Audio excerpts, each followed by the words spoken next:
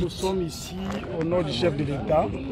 Vous savez que le chef de l'État a lancé au niveau de Kinshasa des consultations nationales et on nous a envoyé avec l'excellence Bitakwira pour écouter les enfants d'ici de Kivu, avoir leur doléance, surtout au niveau des chefs de guerre.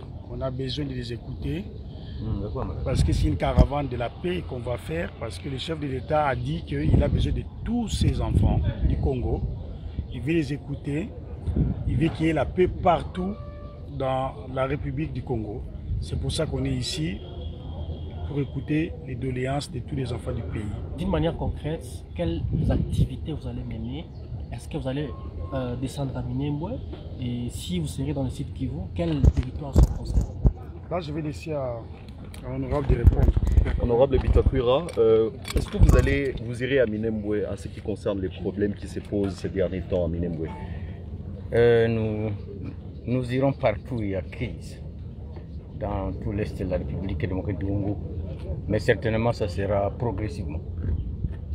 La mission que nous conduisons ici, d'abord je vous apprends qu'il y a des délégués des groupes armés qui nous attendent à Ouvira et à Baraka, qui viennent de Minembwe, ils viennent de Bijombo, ils viennent de Mikenge, ils viennent de partout. Donc nous pensons que même au niveau de Goma, tout à l'heure là, nous avons des gens qui nous attendent, des chefs de groupes armés pour qu'on discute avec eux. Donc nous irons partout où il y a conflit.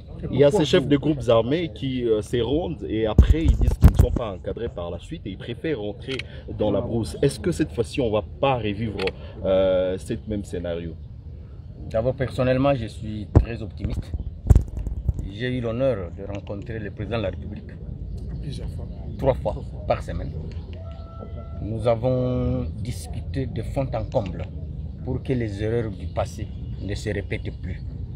Et voyez-nous, si tout le monde nous fait confiance, nous pouvons apporter un plus dans la guerre de l'Est du pays. Certainement, je sais que depuis plus de 20 ans, ce conflit n'a été, comment dire, accompagné que par les ONG. Et pourtant, qu'on le veuille, qu'on ne le veuille pas, tout dépend de la politique. Alors, comme nous aussi, opérateurs politiques, acteurs politiques, qui sommes d'ailleurs au centre du conflit, nous nous engageons d'apporter notre contribution. Je crois que ça ira. Parce que la plupart des conflits, ce sont souvent des conflits politiques. L'homme flexible en politique, Excellence Bitakwira, vos points forts, c'est quoi? Et pourquoi vous m'appelez l'homme flexible? Pourquoi on vous a choisi vous pour cette mission? Pourquoi vous alors que non, je réponds d'abord à la question de mon ami. Un peu dans les mêmes sens. J'ai dit d'abord que quand vous dites que je suis flexible, moi j'ai un principe qui se frotte au Congo me pique. Ça c'est un principe. Et de deux, quand les gens m'ont vu aller rencontrer le président de la République, ils se sont posé la question, est-ce qu'il a quitté le FCC ou pas? Je dois d'abord vous informer que ça fait 2 ans que je n'ai pas été invité dans une réunion du FCC. Je n'appartiens à aucune instance du FCC. Vérifiez les images de la retraite de Safari Beach. Vous ne me verrez pas. Je ne sais pas s'il y avait des droits d'entrée et qu'on a considéré que Bitakwira n'a pas d'argent pour payer les frais d'entrée.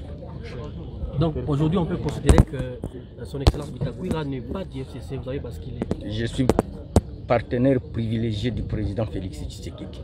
Retenez ça comme ça. Et que dire du FCC? Vous êtes partenaire, alors le FCC, vous avez claqué la porte, vous n'allez plus y revenir ou vous allez continuer à collaborer? J'aurai l'occasion de l'annoncer. N'anticipez pas les faits. Merci, Excellence. Merci. Ça, c'est un scoop! C'est un scoop! Monsieur Justin. L'homme. Oui. Voici l'homme. Les capitaux, c'est qui? Norbert. Norbert.